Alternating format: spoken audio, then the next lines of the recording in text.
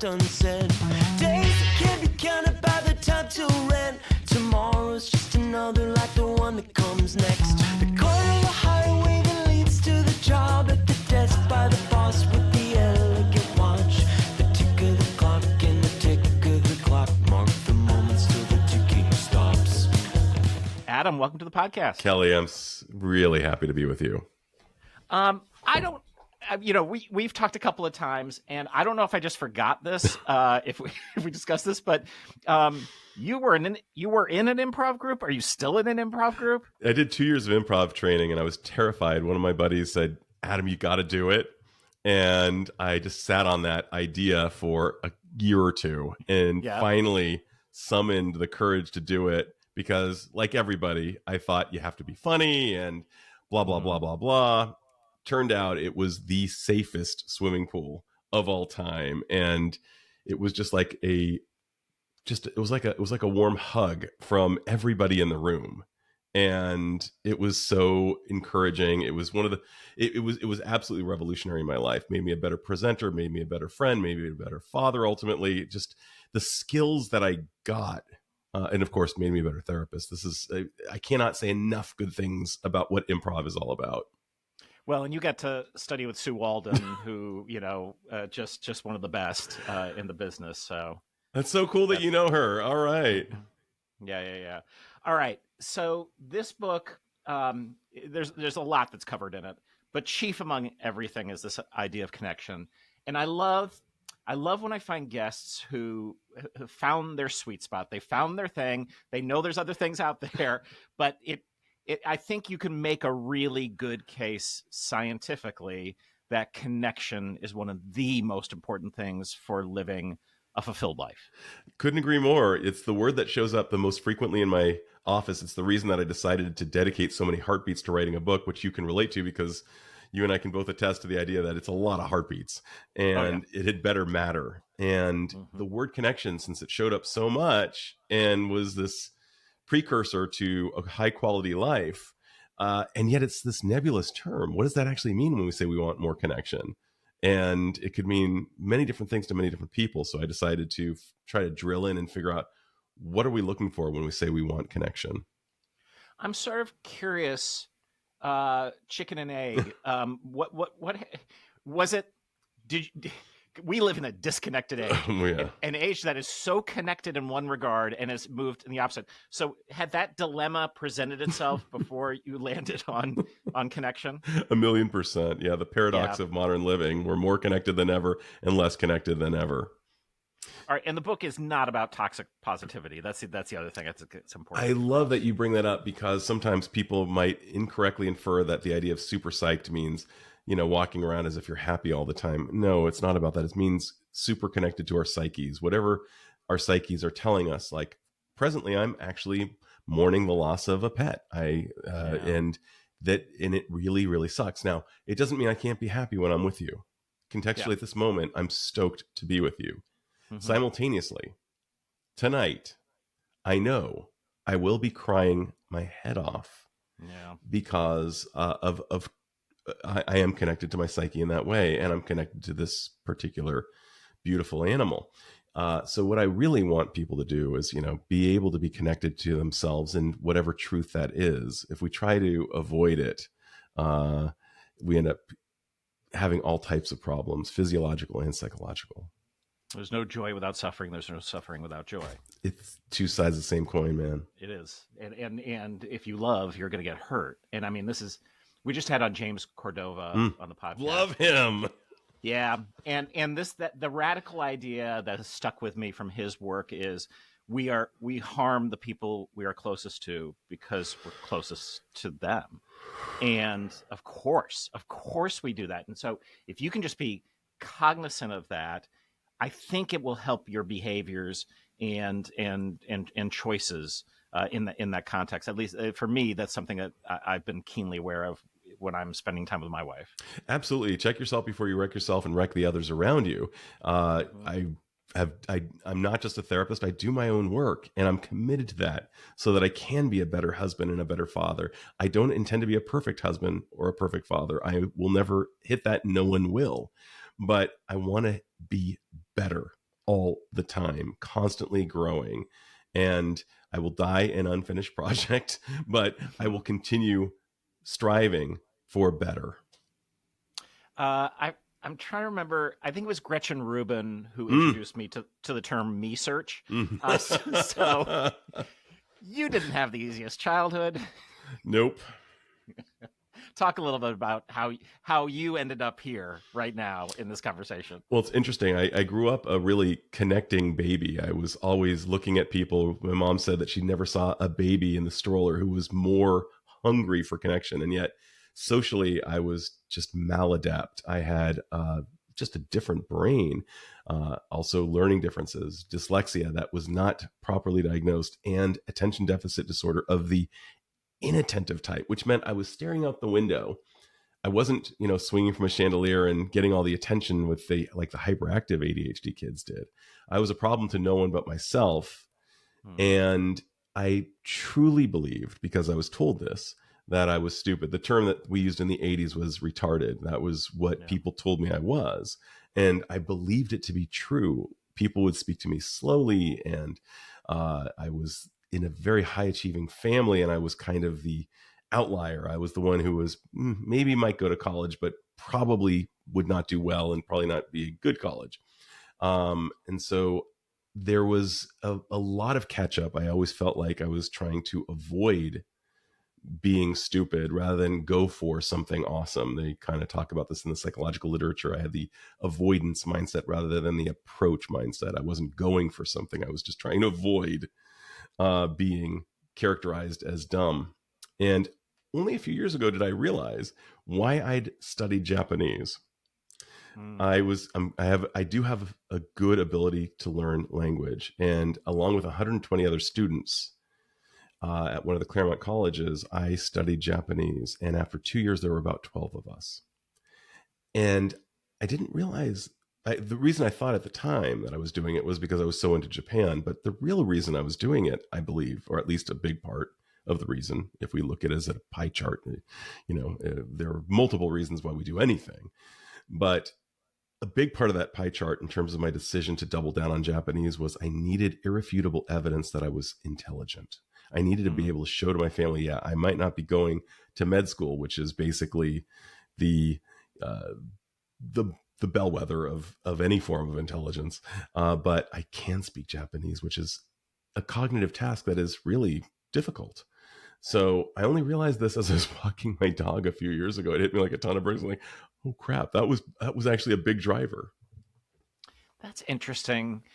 I mean, the dilemma here, of course, is people tell you who you are, and you have a tendency to believe them, and then you seek out confirmation for that belief. So upsetting that cycle, I don't know how you necessarily do that consciously. It strikes me you did it unconsciously in terms of choosing to study Japanese.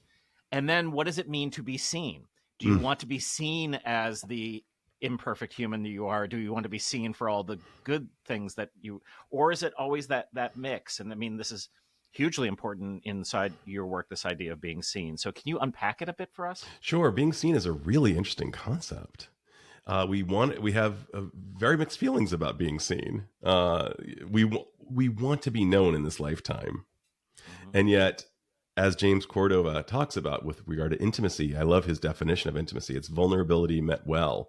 And we want to be known, and yet we have to be able to sit with being known, because sometimes the things that are reflected back at us, good or bad, will feel uncomfortable. We may want to, tell somebody, hey, Kelly, oh my God, I'm such a loser. Because I don't want you to say it to me first. So I'll take the piss out of it and basically tell you my horrible depiction of self, lest you say it to me. But at the same time, we want to be known. We want to be known for our strengths. We want to be known for our vulnerabilities. We want to be loved for who we are. Famous people who you know many of the people that you know from Second City are loved because they're funny, and people don't really know who they are. They just love the face of, let's say, a Tina Fey or somebody like that. And I would imagine that Tina, while she may, take great joy in her capacity to write and perform, has people in her life who truly know her.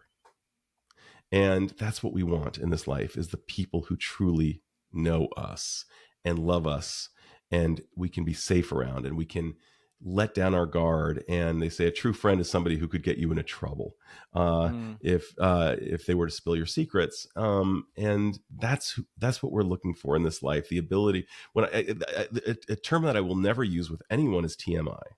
It's a shaming term. Oh, TMI. We want to know and be known, and that word TMI is truly it's a shaming and damaging word. We want to be known, and yet we don't want to be known. And it comes from Donald Winnicott, I believe. This idea of true psychological health can be exhibited through truly knowing another and allowing yourself to be known to another. I love this concept. Another loaded term is failure. And we talk about this in my book, and you talk about it. And I recall a conversation with my friend Heather Caruso, who at that point was a behavioral scientist at the University of Chicago, and we were working on our second science project program together. And we're walking across campus, and she had sort of brought up this idea that there's so much research that gets done, papers that get written that don't get published. They get peer-reviewed poorly, and they get thrown away. And she's like, we are throwing away so much important information. And this ties directly to that Dory Clark quote you say, which failure is data. So we are missing the point when we don't pay attention to our failures. I know this in comedy because the failures is where all the good stuff comes from. And Sean Hayes once brilliantly said, all great stories come from, failure. It's just it's the fodder for a great story. I mean, what makes more of a hilarious dinner time conversation than talking about a great belly flop in your gag reel? I mean, it's just amazing. And at the same time, so many thought leaders have weighed in on failure. One of them referred to it as tuition. It's like, yeah, we need to know this. Dory Clark's idea of it being just data. I love that idea. Failure is the cost of doing anything great. And, the chairman of Nike once said that his road to success was failure, failure, failure, failure, huge success. And then people ask me, how did you get so lucky? And there's just no question that the willingness to tolerate failure and acknowledge failure rather than say, to have an ego about it or some type of grandiosity and say, no, failure is not an option. There are certain places where failure should not be an option, perhaps, and that would be, if you're going to launch a rocket, you do not want failure, and you probably want, but to support that, you probably want to take a suspenders and belt approach, so that you have major redundancies, just like on an airplane. But in other things in life, we need to be able to tolerate failure. It's commensurate with doing anything great.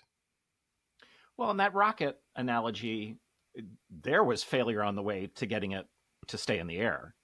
It didn't happen if it happened on your first try, it would likely not happen on your third, and you'd want to know that and why in as many ways as possible. So I was just writing about this the other day. One of the genius aspects of Second City is they have this sort of built-in failure module, which is our improv set. So we do this 2 acts of scripted content, the review. We have the improv set. The improv set is free. Anyone off the street can walk in. It's late at night. The cast actually, after the scripted review, changes out of their show clothes into street clothes for the improv set. The signals are all there. This is going to be loose. This is going to be different. It's free. And it's people's favorite part of the evening, even though the hit ratio isn't nearly as high as the show.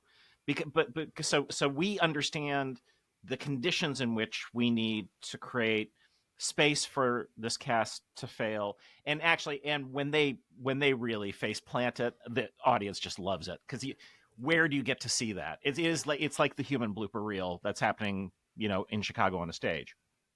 I just have to break in. I'm sorry, because I love this topic so damn much. First of all, I was speaking about manned rocket ships, people with people Yeah, on sure. them. Unmanned, failure's fine.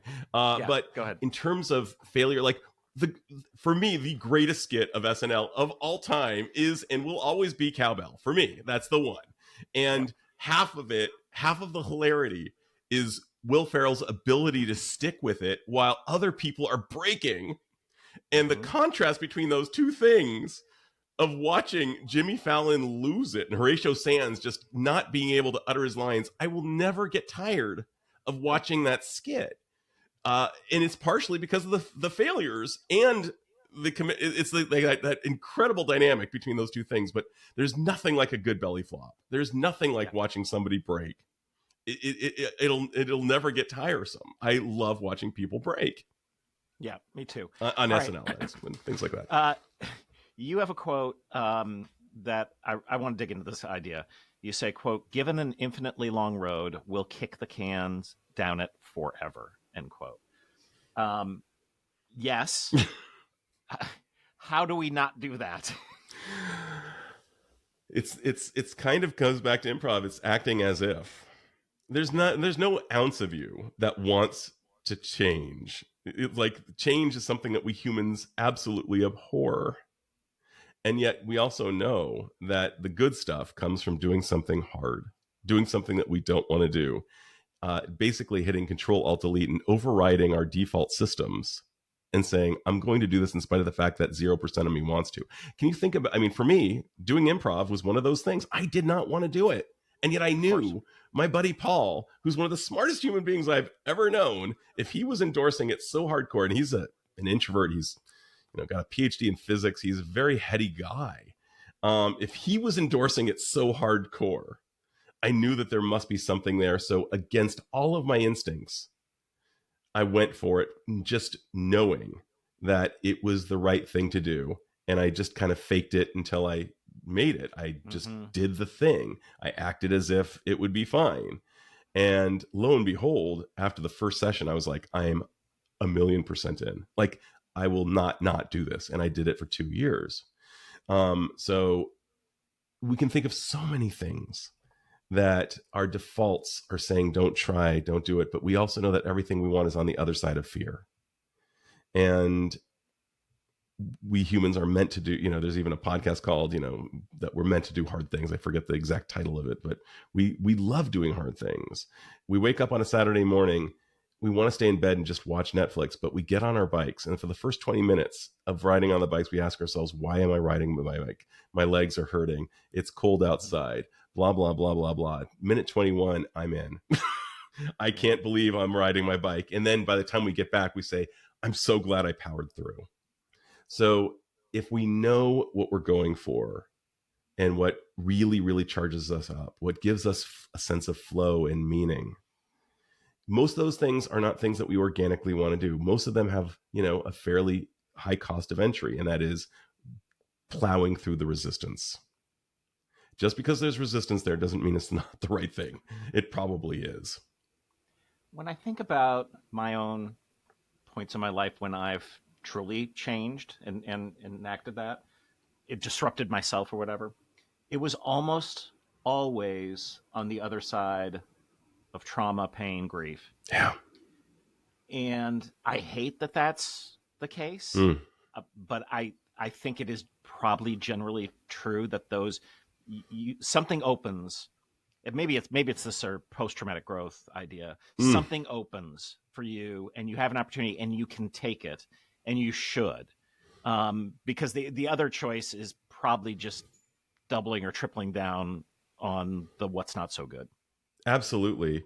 I think Nietzsche and even Kelly Clarkson got it kind of wrong when they said what essentially, I love that comparison. What doesn't kill us makes us stronger. It's not necessarily true. What doesn't kill us make us a lot weaker, but it's how we cope. It's how we respond to that thing. Like if I respond to the trauma by just consuming alcohol and I think, well, this is going to make me stronger, it won't. But if I respond to it and say, you know what I'm going to do is I'm going to engage in some form of therapy, or I'm going to do an improv class. And in response to this, by the way, one of the things that we know, Bessel van der Kolk talks about it, is that doing improv is a way to work through trauma, doing drama, yoga, other body-based things. And so we will get stronger if we choose the right coping strategies in the face of that, in the crossroads of post-traumatic growth. We can choose growth, or we can choose the other path. I recommend the growth. Yeah, that's probably the better road. When COVID started, my son Nick was a senior in college last semester. He came home, and we began a quest. So the quest that we did was to find and start ranking the best Italian beefs. Come on, dude, in Chicago. really? Yeah. Did you get that from the book? No. So that was just on your own, because that's one of my favorite things in the world. Okay, keep going. This was a while ago, and so we and people started paying attention because I'd post on social media, and I wrote articles. We were on the radio. It was very funny. But what I recognized, sort of as people were asking me to reflect upon it, I'm like, oh, this was a place for Nick and I to connect. We're in the car, so you have a different kind of conversation when you're not looking at each other. We were going out into these, like, the best Italian beefs are where people were not wearing masks and they did not vote like we voted. So it was exactly. Oh my God, that's so trippy. Yes. Yeah, it was wild. And we love Italian beefs. And actually, he was in town a couple weeks ago, and we went, number one is Johnny's in Elmwood Park. It's the best. You have to stand in line. There was we were probably like 50th in line, but it's just so good. And in your book, this idea of going on quests, you talk about with your family, like, oh, we did that. I can't believe I'm beyond stoked. So you basically lived the bear, but yeah, that's beyond amazing, Kelly. So one of the things that I realized early on when I was working with these fathers in particular who felt no connection with their children, who were into things that they weren't into, and blah blah blah blah blah. I tried an experiment with one of them. I said, why not go on a quest? Figure out like your child's favorite food and come up with a rubric to basically rate the place. And to your point, sitting in a car and going on a quest, that's basically very similar to how our brains have comported themselves throughout the millennia. We've been used to going on quests with our families, with our loved ones. And sitting side by side allows for a different conversation, particularly between males, according to various research, that we sometimes have difficulty with the eye gaze, but sitting next to each other in a car or on a bench or working side by side, we might be more apt to speak and share something vulnerable. Mm-hmm. But going on that quest and feeling a sense of purpose, even in the blue zones that are the places where people live to be, centenarians at greater proportion than other places. Okinawa is one of the blue zones that Buettner has identified. There's a term called a moai, and a moai is meeting with a common purpose. Meeting with a common purpose. That's what improv is all about. That's what many third places are about. That's what this quest is about. The quest is about meeting with, it's like you said to your son, hey, buddy, we're going on a quest. We're meeting with a common purpose. And the two of you knew it was all about Italian beef. And actually, it was not all about Italian beef. It was about the connection that the two of you share. That's right. And through that, I mean, the glue is strong. And that's something he will remember forever. And I don't mean to get morbid, but it's the kind of thing that he would share, at a toast or, again, a eulogy. Exactly. Oh, he's definitely talking about the beef. He's talking about exactly. No, that's and may that not be for at least 50 years, Kelly. Yes, that's what we hope so. I'm curious because you talk about the importance of friendships, and I know from mostly conversation, maybe some literature, that it is difficult for adults especially adult men, to make new friendships. When I turned 50 or so, and this is the point where I stepped down from producing day to day at Second City, I started on this new path. There's another change and opening, and there was grief over my leaving my old job. But I made a slew of adult friends that are still my friends today. Really powerful relationships, and talk to us about this, which is there's got to be other people out there who are like, they're empty nesters now, and they don't know how to make friends or have these adult relationships. I don't know how it happened to me. It just did. Well, we need friends. And my father is an 86-year-old man who was similarly, he would describe himself as slightly socially awkward. He is still making friends at 86, still making new friends, I will add. And he is male last time I checked. And so it's definitely possible. One of the things I hear most frequently in my office is these highly friendable people who've moved several times and have had to, crush it in their professional lives, have lost their friends along the way, intending to stay in touch with their friends. Maybe they were born in Ohio, went to college in the East Coast, went to grad school at Texas, and now they're working in Silicon Valley, and they've shedded all these friends. The easiest way to actually find a friend is to basically re-energize an existing friendship that has been dormant for years. It may be a little awkward to say, hey, I know we haven't talked in a hell of a long time. Are you down? Because sometimes you'll find that there's no there, but very often you'll find that there's still glue. Another way of finding friends is to find, yet again, meeting with a common purpose, joining a board. That's one of the ways that adults play together, and being willing to say afterwards, when you've heard somebody who kind of thinks in a way that you find interesting, like, hey, are you down to grab a cup of coffee, lunch, whatever? As Matt Damon says in Good Will Hunting, we could eat caramels together. It doesn't matter what we do. It just matters that we hang. And another way is to do a meetup, doing something that you already like doing, and finding a way to go on that hike. Perhaps, let's say it's a Sierra Club or something like that. Worst case scenario, you drive home and saying, I had a really good hike. Best case scenario, you might meet somebody who's a potential friend.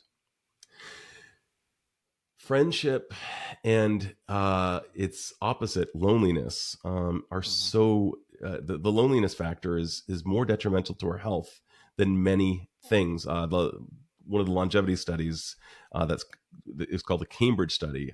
Waldinger is currently in charge of it. Looks at the health and the lifespans of, it was initially men only, Harvard graduates and men from South Boston, who very different demographics. But now it's been expanded to women and as well. And what they found is that loneliness versus connection is the biggest predictor of mortality, loneliness being very high. And even our blood sugar, our cholesterols, they were less predictive of mortality than how connected we were, how much love we have in our life. And quantity is less important than quality. Even just having a really good connection with your spouse tends to be enough. But one thing that Esther Perel warns us against, particularly us men, is that we used to live in villages. Our brains need different people for different things. Like my wife will not, and she's everything to me, but she won't do everything with me. And I don't want her to do everything with me. Right. I don't want her to watch the Warriors with me. I don't want her to watch, some type of fantasy show like Game of Thrones or Lord of the Rings. She's not into that stuff. And I wouldn't want her to join me for that because she won't enjoy it. But I do have other friends for these things. And similarly, I will not do improv dance. She loves dancing and fantastic. I'm not going. She's got other friends for that. So we need other friends outside the marriage. And I'm not talking about romantic, and I'm not even going to go down the lane of talking about polyamory, which is a whole other podcast. That's not what I'm talking about. What I am talking about is having a nice little village of friends for different things. I like thinking of friends of having different superhero qualities. Like there might be the friend I watch sports with, and another friend that I fix things with, and another friend who I talk about my, fathering issues with. They may be three different people. They may all be the same person, but generally speaking, friends have superhero-like qualities, and which means they have strengths and limitations. And I don't expect, my sports buddy necessarily to be the guy with whom I connect on a heart level, but we both love the sports a lot, and we can really geek out to it, and it fills a certain need. And so if we can know who our friends are and recognize their super skills and appreciate them for who they are, and not expect them to go beyond their limitations, it can be really, really wonderful to have this cast of characters in our lives. I think people need to be assured that for the most part, when you reach out to someone that you probably haven't talked to in 3-4 years, they're going to be thrilled that you reached out to them. And they're terrified. It's like, it's that awkward. Yeah. And the joke is, of course, they're going to be happy. Like, oh my God, it's so great to hear from you. Yeah, right. You thought of me. I mean, like what? All right. So you tell a story in the book, and it mirrors a little bit, though your story is better than mine. I was in New York many years ago and saw that one of my favorite jazz artists, it was Terrence Blanchard, was at the Iridium, and so I hustled down there, caught like 2 sets. It was just amazing. Now, I love Terrence Blanchard. He's still alive. He's amazing. You got to see Les Paul. I mean, come on. It is one of the funniest stories of my life. My buddy Jed, who is literally the coolest human being I've ever known, and the only thing I don't like about him is he lives 3,000 miles away, which means I don't get to see him nearly as often as I'd like. But he and I are sitting in Hoboken, and he's sharing his vinyl collection with me, and it's just amazing. And I said, "Who is this?" And he said, "It's Les Paul." And I was like, "Whoa, is that guy still alive?" This is 2008, and he says, "Yeah, he still plays in New York City on, I guess it was Monday nights. I don't remember what night. Monday nights. Yep. On Monday nights." And I looked at him and I'm like, "Dude, it's Monday night and we're looking at Manhattan." And he's like, "You want to go?" And I said, "Are you kidding?" So we get on the train and we see Les Paul months before he would die. And Les Paul showed more energy on stage. He was so stoked to be there. He was 93. I got to meet him afterwards. He was hilarious. But it was one of the most inspired things I've ever seen in my life. And too often I've not doubled down and gone for things, and I've regretted not going. I'd much rather regret going than regret not going to, barring something that's, reckless or stupid. But I mean, but this was to this day, we still talk about it. And by the way, just aside, I note on Jed, I saw him for the first time last summer. And it had been a long time. It had been, I want to say about 10 years. And I realized, wow, at this rate, I might see him 5 more times if I'm lucky before I die. And so one of the things Jed and I have managed to do is be willing to meet via Zoom, because he's way too important. I can't see him that few times. Certainly we're spending more time on the phone than ever before. But Jed is really, really precious to me. And so, yeah, there are 2 things, just the Les Paul story. I'm so glad they both happened at the Iridium for you and for me. Yeah. But this is something that he and I will never forget. Well, as Dan Pink's last book will attest to, right? We rarely regret our actions in terms of going for it, even if it didn't end up working out, because at least we went for it. My other favorite jazz story was here in Chicago. We had tickets. It was a club called George's. It doesn't exist anymore, to see Stefan Grappelli, who was he was an octogenarian. He's in his 80s. And it was a brilliant French jazz violinist. And then we knew that Chet Baker was performing at the Jazz Showcase. So we tooled it over to catch the last set. Chet Baker would die a month later. And it was one of those evenings where it's like we're exhausted, and it's like, but we got to see that, and we have my friend Kevin and I have the story, so that's a huge thing. All right, can I ask you a question though? Yeah, go ahead. Before we go to the all right, because Yep. What would you say is the net effect in terms of your connection with Kevin having that in your history? Oh, I mean, it's we have many stories. It's a signature story. It also, I mean, my dad was a big jazz fan and like turned me on to, like, he proposed to my mom when live at a Brubeck concert when he was playing Take 5. So I have this. You talk about dancing with your ancestors, right? I do. I have this with my dad, my now long gone dad and mom, and my love of jazz came well before I even knew Second City did improvisation. So I was a deadhead. I love jazz, and then I did my thesis in college on Jack Kerouac, the beats, and spontaneous beat prosody improvised writing, all before I even understood what Second City did. And the only reason I started working at Second City is because I thought I wanted to be a playwright. I had this rich exposure to improvisation without a single idea that I would end up working at the premier theatrical improvisational institution in the world. But it was like what a weirdo thing. I mean, if you put it on paper, you'd say, oh yeah, no, you did all the steps. Like, I didn't know. But you continued kind of to bring Dory Clark back in with following what was interesting. And you also followed what was meaningful, and kind of like improv, you trusted the process, it sounds like, on some level. And lo and behold, here you are doing the most awesome thing with a cast of characters nobody could ever imagine.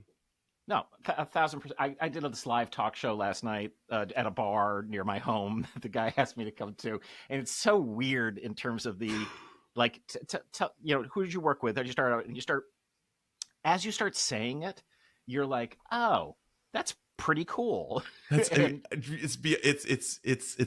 surreal. It is kind of surreal, especially as I just turned 59 last week. Happy birthday! And thank you. And that's an age.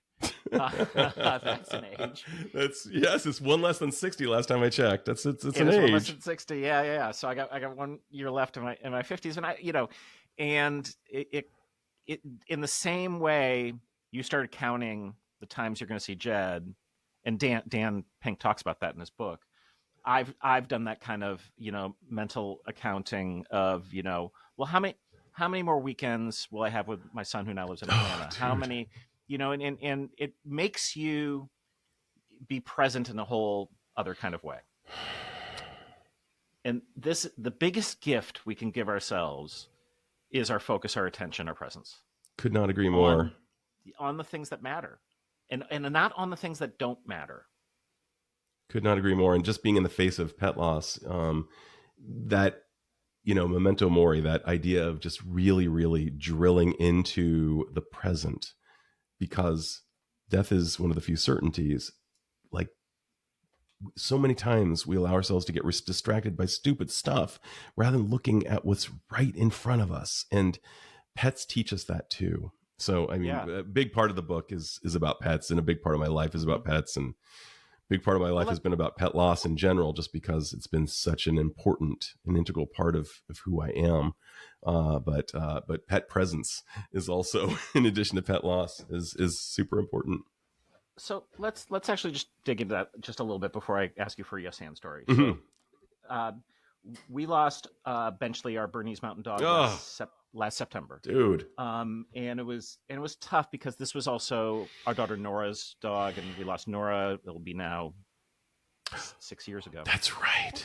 Yep. And so it was so doubly hinged around that, because that was her dog, and it was like all that. And we really were like, do we do it? This, and we finally said yeah. And so Asta, our now 5-month-old Bernese Mountain Dog puppy that we've got at home, is the best. And it was hard, and it's hard work, but it is a reminder too of like, oh, I'm so glad we did this. I don't know if we're gonna have another dog after this. But like, we're meant to be caregivers, not just to our kids, but to these animals, which has been so fundamental. I grew up with Newfoundlands. The big dogs are my thing. So it's not right away, right? Because you're just experiencing this. But you're going to get to that point next year at some point where you're like, do we do this again? And I'm just going to suggest you say yes and to that. I will sign up every damn time for, if things go as they are supposed to and they predecease me, that is statistically the greatest likelihood, and I will sign up every time. I will never not do that. And I know that the contract is heartache. You're totally $1,000,000%, but I will do it. I will do it every time. The number of amazing days that we get together. I mean, Rafi was the dog, and lest I start crying on the podcast, dream dog. And on Saturday the vet declared, it's time. And so we had an at-home euthanasia. But my very first real like extreme pet loss was, I'm a cat convert. I used to hate cats, and until I finally met an awesome cat, and I named him Yoda. And he became he was my whatever you could call him. He's presently, his remains are in a box cremated in my windowsill right now, and he's just always with me. But the richness of life, what pets can teach us about life, what pets can teach us about our own abilities. He taught me that as a man with ADHD, that I could provide top tier care daily for a cat who had both what was hyperimmune disorder and a hypoimmune disorder. He had asthma, which is hyperimmunity, and hypoimmunity was the feline immunodeficiency virus.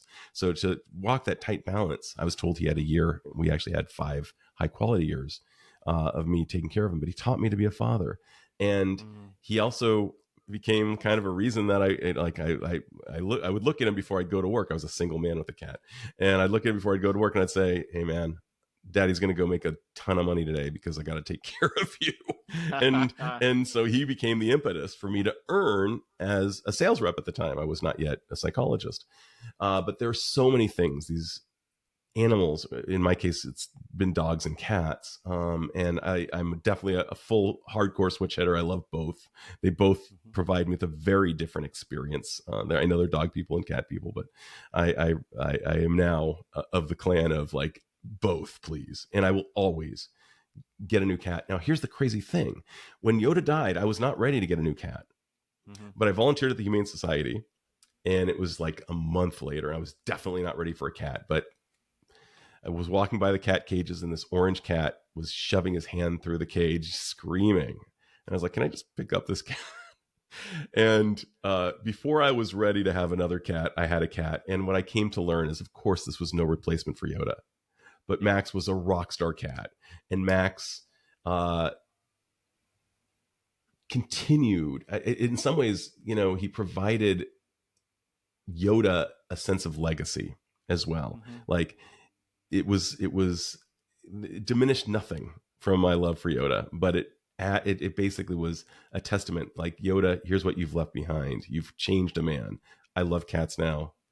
You will always be my totem animal, and I will continue to love cats, and I will continue to love dogs, and continue to bring them to my life, and continue to sign up for Heartache.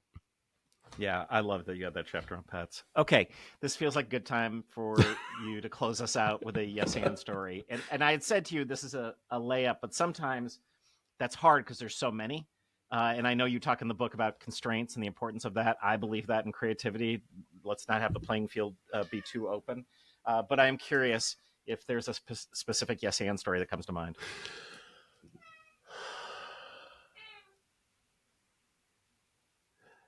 I'm just going to go with what is present now. And that is the recency of seeing the euthanasia was traumatic.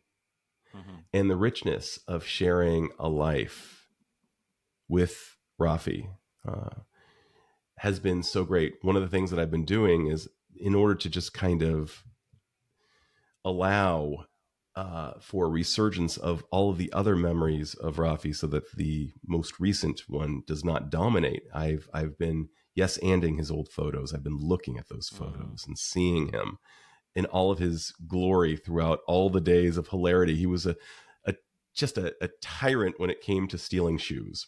And his bed would be lined with shoes in the house. He'd do a particular prance. He was and it was his one, his one so-called flaw, which I always found utterly hilarious.